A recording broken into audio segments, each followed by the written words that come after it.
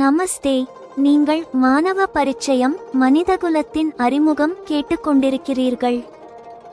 இன்று நீங்கள் ஒரு சிந்தனையின் சக்தியை காண்பீர்கள். ஃபிர்தௌஸின் தர்க்கம் எப்படி அவள் வீட்டின் சமையலறையுடன் மட்டும் நின்றுவிடாமல் நாட்டின் சட்டத்தில் ஒரு வரலாற்று மாற்றத்தை கொண்டு வந்தது.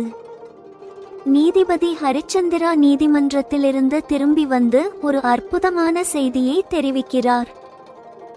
சட்டத்தின் ஒப்புதல். ஃபிர்தௌஸின் ஆலோசனையின் பேரில் அரசாங்கம் புதிய சட்டத்தை நிறைவேற்றியுள்ளது.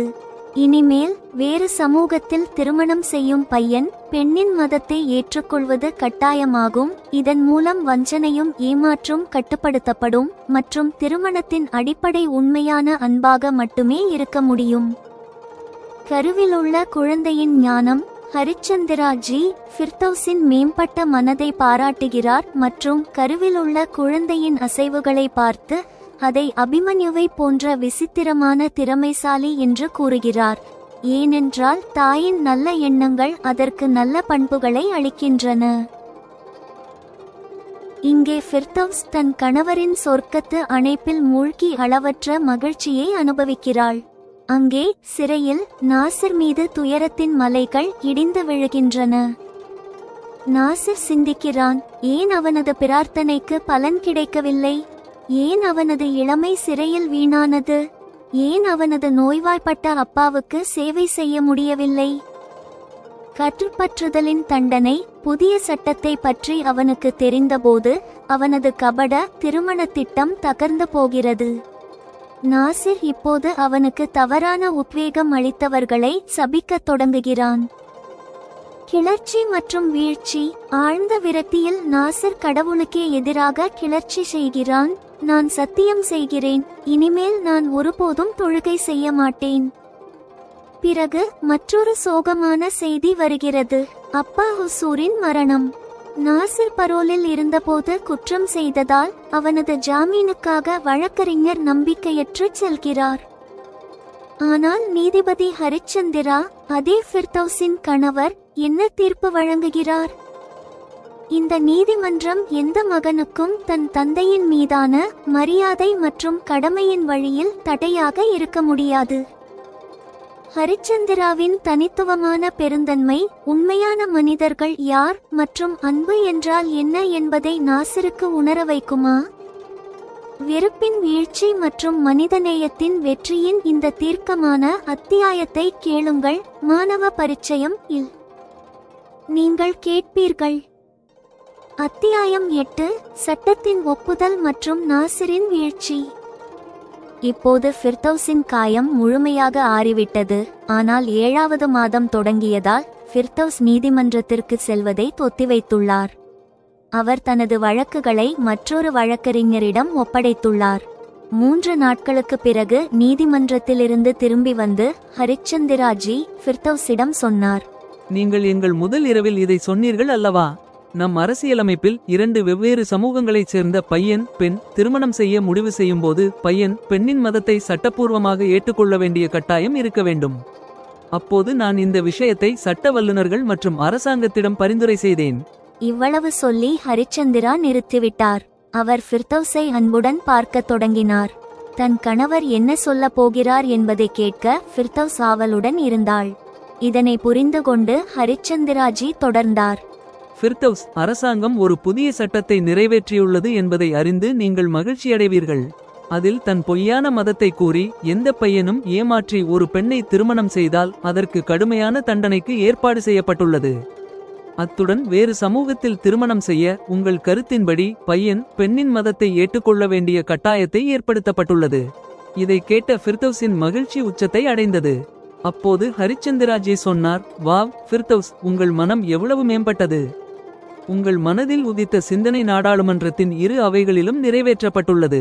தன் உற்சாகத்தை கட்டுப்படுத்திக் கொண்டு ஃபிர்தௌஸ் பொறுமையுடன் சொன்னாள், ஜி, என் மகிழ்ச்சி என் ஆலோசனைக்கு சட்டத்தில் இடம் கிடைத்ததால் அல்ல. என் மகிழ்ச்சிக்கு காரணம் இது வெறுப்பின் வேரை நிறுத்தும். உண்மையில் இப்போது செய்யப்படும் சமூகத்திற்கு வெளியே திருமணங்கள் தாம்பத்திய சுகத்தின் நோக்கத்திற்காக குறைவாகவும் மாறாக கற்றுப்பற்றுள்ள நபர்களால் தங்கள் மதத்தின் பின்பற்றுபவர்களை அதிகரிக்கும் தவறான உத்வேகத்தால் அதிகமாகவும் செய்யப்படுகின்றன. துரதிர்ஷ்டவசமாக இதில் பெண்ணை ஏமாற்றுகிறார்கள். இந்த ஏற்பாட்டை செய்வதன் மூலம் இனிமேல் தன் மதத்தை பெண் அல்ல பையன்தான் மாற்ற வேண்டும். இதனால் பெண் மீதான ஏமாற்று மற்றும் வஞ்சகத்தின் வாய்ப்பு குறையும். இந்த சட்டப்பூர்வ ஏற்பாடு நடைமுறைக்கு வந்த பிறகு இனிமேல் வேறு சமூகத்தில் நடக்கும் திருமணங்களுக்கு அடிப்படை உண்மையான அன்பாக மட்டுமே இருக்க முடியும். ஃபிர்தௌஸ் இதைச் சொன்னபோது தன் கருப்பையில் ஒரு அசைவை உணர்ந்தாள். 7 மாத கருவிலுள்ள குழந்தை தன் தாயின் கூற்றை கைதட்டி பாராட்டுவது போலிருந்தது. ஃபிர்தௌஸ் இதை உணர்ந்து தன் கணவரின் கையை தன் வயிற்றின் மீது வைத்தாள். ஹரிச்சந்திராஜி தங்கள் குழந்தையின் அசைவுகளை உணர்ந்து சொன்னார். ஒருவேளை நீங்கள் அபிமன்யுவின் கதையை படித்திருக்கலாம். அபிமன்யு தாயின் கருப்பையில் இருக்கும்போதே சக்கர வியூகத்திற்குள் நுழையும் சிக்கலான அறிவை பெற்றிருந்தார். உண்மையில் ஒவ்வொரு குழந்தையும் கருப்பையில் இருக்கும்போதே நல்லொழுக்கங்களை பெறத் தொடங்குகிறது என்பது உண்மைதான். எனவே குழந்தையின் அறிவு மற்றும் நல்லொழுக்கங்களுக்கு ஒரு நல்ல அடித்தளத்தை உறுதிப்படுத்த கர்ப்பிணி தாய் நல்ல எண்ணங்களையும் நல்ல விஷயங்களையும் படிக்க வேண்டும், பார்க்க வேண்டும், பேச வேண்டும் மற்றும் சிந்திக்க வேண்டும். ஒரு இடைவெளிக்கு பிறகு அவரே தொடர்ந்தார். ஃபிர்தௌஸ், நீங்கள் உங்கள் கர்ப்ப காலத்தை கையாளும் விதம். இதனால் நான் சொல்ல முடியும், நம்முடைய விரைவில் பிறக்கப் போகும் இந்த குழந்தை விசித்திரமான திறமைசாலியாக இருக்கும். தன் கணவரிடமிருந்து அடிக்கடி ஏதாவது ஒரு விஷயத்தை பற்றி பாராட்டுக்களை கேட்பது இப்போது ஃபிர்தௌஸுக்கு பழக்கமாகிவிட்டது. ஃபிர்தௌஸ் அத்தகைய பாராட்டுக்களுக்கு வெட்கப்படுவது வழக்கம். அத்தகைய நேரங்களில் ஃபிர்தௌஸின் முகத்தில் ஒரு இளஞ்சிவப்பு பிரகாசம் பரவிவிடும். ஃபிர்தௌஸ் தன் கணவரின் வாயிலிருந்து தனது புகழை கேட்க விரும்புவதைப் போலவே ஹரிச்சந்திராஜிக்கு தன் மனைவி ஃபிர்தௌஸின் வெட்கத்தால் இளஞ்சிவப்பாக மாறிய முகம் மனதை கவருவதாக தோன்றியது. ஹரிச்சந்திராஜி இந்த சந்தர்ப்பத்தை பயன்படுத்திக் கொண்டார் மற்றும் ஃபிர்தௌஸை கவனத்துடன் தன் அணைப்பில் கட்டிக்கொண்டார். ஃபிர்தௌஸுக்கு தன் கணவரின் அணைப்பு சொர்க்கத்தை விடவும் அழகான இடம். ஹரிச்சந்திராஜியின் அணைப்பில் அவள் தன் இன்ப உணர்வுகளில் தொலைந்து போனாள். இங்கே ஃபிர்தௌஸுக்கு இன்பத்திற்கு மேல் இன்பம் கிடைக்கிறது. அதே சமயம் ஃபிர்தௌஸின் துணையால் அவளது கணவர் ஹரிச்சந்திரா அளவற்ற இன்பத்தை அனுபவிக்கிறார். அதே வேளையில் சிறையில் 3 தலாக் கொடுத்து ஃபிர்தௌஸை இழந்த அவளது முன்னாள் கணவர் நாசிர் மீது துயரத்தின் மலைகள் இடிந்து விழுகின்றன. ஏறக்குறைய இதே நேரத்தில் நாசிர் தன்னையே கேட்டுக்கொள்கிறான், தான் தவறாமல் 5 வேளையும் தொழுகை செய்தும் ஏன் கடந்த 2 ஆண்டுகளுக்கும் மேலாக தன் வாழ்க்கையில் மகிழ்ச்சி அவனை விட்டு விலகிவிட்டது. அவன் மனைவியின் சுகத்திலிருந்து மட்டுமல்ல, வாழ்க்கையின் மிகச்சிறந்ததாக கருதப்படும் இளமை காலத்தை சிறையில் வீணடிக்கவும் நிர்பந்திக்கப்பட்டுள்ளான். அவன் சிறையில் இருப்பதால் அவனது கார் சர்வீசிங் பட்டறையிலிருந்து வரும் வருமானம் 4 பங்காக குறைந்துள்ளது. அப்பா கடுமையாக நோய்வாய்ப்பட்டுள்ளார். அவர் சிகிச்சைக்காக அவன் அங்கிருக்க முடியவில்லை. தன் மதத்திற்கு சேவை செய்ய அவன் எடுத்த நடவடிக்கைகள் தோல்வியடைந்துவிட்டன. அதுமட்டுமின்றி ஃபிர்தௌஸ் மீது அவன் கொலைவெறி தாக்குதல் நடத்த முயன்ற வழக்கு ஃபிர்தௌஸின் கணவரின் நீதிமன்றத்திலேயே பட்டியலிடப்பட்டுள்ளது. இந்த நீதிபதி அவனுக்கு எவ்வளவு கடுமையான தண்டனை வழங்குவார் என்று தெரியவில்லை. அவனுக்கு கடுமையான தண்டனை வழங்கப்பட்டு மேலும் 4 முதல் 6 ஆண்டுகள் சிறையில் இருக்க நேர்ந்தால் அவன் விடுதலையான பிறகு அவனது வாழ்க்கையில் என்ன மிஞ்சும்? இன்றுதான் அவன் கைதிகளிடையே புதிய சட்டத்தை பற்றி விவாதம் கேட்டான். அதில் வேறு சமூகத்தில் திருமணம் செய்வதற்கு பையன் தன் மதத்தை மாறுவது கட்டாயமாக்கப்பட்டுள்ளது. இதை கேட்ட பிறகு அவன் சிந்திக்கத் தொடங்கினான். கபடமாக யோகேஷ் ஆகி ஒரு காஃபிர் பெண்ணை திருமணம் செய்யும் அவனது திட்டம் இப்போது வீணாகி போகும்.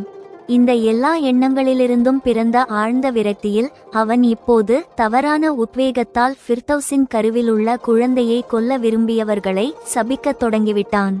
அவன் இன்னும் இந்த மனச்சோர்வில் மூழ்கியிருக்கும் போது ஒரு காவலர் வந்து அவனிடம் சொல்கிறார், உங்கள் வழக்கறிஞர் உங்களை சந்திக்க வந்துள்ளார். அப்போது அவன் வழக்கறிஞரை சந்திக்க அழைத்துச் செல்லப்பட்டான். அங்கே வழக்கறிஞர் தெரிவித்தார், உங்களுக்கு தெரிவிப்பதில் நான் வருந்துகிறேன், உங்கள் அப்பா ஹுசூர் காலமானார். இதை கேட்டு நாசிர் விம்மி விம்மி அழத் தொடங்கினான். அழுது கொண்டே அவன் முணுமுணுக்கிறான், எனக்காக தன் வாழ்வின் இன்பத்தை தியாகம் செய்த அந்த அப்பா ஹுசூரின் வாழ்க்கைக்காக என்னால் எதுவும் செய்ய முடியவில்லை. என்னைப் போல துரதிர்ஷ்டவசமான மகன் உலகில் வேறு யாரும் இருப்பார்களா? வழக்கறிஞர் மறுநாள் அவனது அப்பாவின் அடக்கத்தின் போது அவனை சிறையிலிருந்து விடுவிக்க நீதிமன்றத்தில் ஜாமீன் மற்றும் காவல் பரோலுக்கான விண்ணப்பங்களில் நாசிரின் கையெழுத்துக்களை பெற்றார். அப்போது அவன் வழக்கறிஞரிடம் கேட்டான், அந்த கெட்ட நீதிபதி என் ஜாமீனை ஏற்றுக்கொள்வார் என்று நீங்கள் நினைக்கிறீர்களா? வழக்கறிஞர் அவனிடம் தெரிவித்தார், நீங்கள் பரோலில் இருக்கும்போது குற்றம் செய்துள்ளீர்கள். இதனால் உங்கள் ஜாமீன் மற்றும் பரோல் ஏற்றுக்கொள்ளப்படும் வாய்ப்பு குறைவாகவே உள்ளது. ஆனாலும் முயற்சி செய்ய வேண்டும். உங்கள் தந்தையின் அடக்கம் குறித்த கேள்வி அல்லவா? இதைச் சொல்லிவிட்டு வழக்கறிஞர் சென்று விட்டார். ஒன்றன்பின் ஒன்றாக இடிந்து விழும் துயர மலைகள் நாசிரை அப்போது கிளர்ச்சியாளனாக மாற்றியது. அவனது வழக்கமான தொழுகை பயனற்றது என்று அவன் நினைத்தான். இந்த சிந்தனைக்கு பிறகு அவன் தன்னிடமே சொல்லிக் கொண்டான், நான் சத்தியம் செய்கிறேன், இனிமேல் நான் ஒருபோதும் தொழுகை செய்ய மாட்டேன். மறுநாள் அவன் நீதிமன்றத்திற்கு அழைத்துச் செல்லப்பட்டான். அவனது வழக்கு முதலில் விசாரிக்கப்பட்டது. இதில் நீதிபதி ஹரிச்சந்திரா சொன்னார், இந்த நீதிமன்றம் எந்த மகனுக்கும் தன் தந்தையின் மீதான மரியாதை மற்றும் கடமையின் வழியில் தடையாக இருக்க முடியாது. ஹரிச்சந்திராஜி அவனது நிபந்தனைக்குட்பட்ட ஜாமீனை ஏற்றுக்கொண்டார். பின்னர் நேரடியாக கல்லறையை நோக்கி அழைத்துச் செல்லப்படும்போது ஃபிர்தௌஸின் கணவர், இந்த நீதிபதி அவனிடம் இவ்வளவு தாராளமாக எப்படி இருக்க முடியும் என்று அவனால் நம்பவே முடியவில்லை. இப்போது நீங்கள் மாணவ பரிச்சயம் இந்த அத்தியாயத்தின் மீது ஜெமினா எழுதிய விமர்சனம், திறனாய்வு மற்றும் வழிகாட்டுதலை கேளுங்கள். துணை தலைப்பு: சட்டத்தின் ஒப்புதல் மற்றும் நாசிரின் வீழ்ச்சி. இந்த அத்தியாயம் கதாநாயகியின் அறிவார்ந்த உயர்வு மற்றும் எதிராளியின் தார்மீக வீழ்ச்சியை இணையாக காட்டுகிறது. ஃபிர்தௌஸின் சிந்தனை தேசிய சட்டமாக மாறுவது அவளது தொலைநோக்கு பார்வையை உறுதிப்படுத்துகிறது. அதே சமயம் நாசிரின் தனிப்பட்ட சோகங்கள் அவனை ஒரு தார்மீக வெற்றிடத்திற்குள் தள்ளுகின்றன. 1. ஃபிர்தௌஸின் அறிவார்ந்த வெற்றியும் சமூக சீர்திருத்தமும். சமூகங்களுக்கிடையேயான திருமணத்தில் பையன் பெண்ணின் மதத்தை ஏற்க வேண்டும் என்ற ஃபிர்தௌஸின் ஆலோசனை ஒரு முன்மொழிவு மட்டுமல்ல, கற்றுப்பற்றுதலின் வேரிலேயே ஒரு நேரடி தாக்குதல். இந்த சட்டம் உண்மையான அன்பு மற்றும் ஏமாற்றமற்ற திருமணத்திற்கு வழி வகுக்கிறது, ஏனெனில் போலியான அன்பின் நிகழ்தகவு குறைகிறது. ஃபிர்தௌஸின் கூற்றை கருவிலுள்ள குழந்தை கைதட்டி பாராட்டுவது இந்த சிந்தனையின் தூய்மை மற்றும் மனிதநேயத்தின் மீது ஒரு அற்புத முத்திரையை வைக்கிறது. கற்பம் மற்றும் நல்லொழுக்கங்கள். ஹரிச்சந்திரா அபிமன்யுவின் உதாரணத்தை கூறுவது ஃபிர்தௌஸின் நேர்மறை சிந்தனையும் உயர் இலட்சியங்களும் அவர்களின் பிறக்கவிருக்கும் குழந்தையின் நல்லொழுக்கங்களுக்கு அடித்தளமிடுகின்றன என்பதை காட்டுகிறது. இது ஒரு ஆரோக்கியமான சமூகத்திற்கு அவசியமானது. 2. நாசிரின் துயரமான வீழ்ச்சி. நாசிரின் பாத்திரம் ஒரு ஆணவமுள்ள பழிவாங்குபவனில் இருந்து ஒரு துயரமான பலியாளுக்கு மாறுகிறது. அவன் தனது தோல்விகளுக்கு கடவுளையும் சூழ்நிலைகளையும் குறை கூறுகிறான், ஆனால் அவனது சொந்த மனிதாபிமானமற்ற செயலே, கருவிலுள்ள குழந்தையின் மீதான தாக்குதல், அவனது துன்பத்திற்கு உண்மையான காரணம். இறுதி நம்பிக்கை உடைதல். அவனது தந்தையின் மரணம் மற்றும் புதிய சட்டத்தை பற்றிய செய்தி அவனது அனைத்து பழிவாங்கும் மற்றும் கபட யோகேஷ் திட்டங்களையும் தகர்க்கிறது. விரக்தியின் உச்சத்தில் அவன் தொழுகையை கைவிடுகிறான், இது அவனது ஆன்மீக வெற்றிடத்திற்குள் செல்வதை குறிக்கிறது. 3. ஹரிச்சந்திராவின் நீதி பார்வை. நாசிருக்கு ஹரிச்சந்திரா நிபந்தனையுடன் கூடிய ஜாமீன் வழங்குவது நீதியின் மிக உயர்ந்த கொள்கையை நிரூபிக்கிறது. இது பழிவாங்கல் அல்ல, மனிதநேயம். ஹரிச்சந்திரா நாசிரின் குற்றத்தால் அல்ல, ஒரு மகனின் கடமையால் நீதி வழங்குகிறார். ஃபிர்தௌஸின் கணவர் ஏன் அவனிடம் தாராளமாக இருக்கிறார் என்பதை நாசிரால் புரிந்து கொள்ள முடியாமல் இருப்பது அவன் இன்னும் வெறுப்பு மற்றும் கற்றுப்பற்றுதலின் பட்டியலிருந்து வெளியே வரவில்லை என்பதை காட்டுகிறது. முடிவுரை: ஃபிர்தௌஸின் மனிதநேய சிந்தனை வெற்றி பெறுகிறது, அதே சமயம் நாசிரின் கற்றுப்பற்றுள்ள சிந்தனை அவனை வாழ்க்கையின் ஒவ்வொரு அம்சத்திலும் தோற்கடித்து தனிமைப்படுத்துகிறது. இந்த கதை வெறுப்பு மற்றும் மூடநம்பிக்கையின் அழிவின் மீது சட்டத்தின் மற்றும் அன்பின் சக்தியை நிலைநிறுத்துகிறது. அத்தியாயம் 8 முடிந்தது.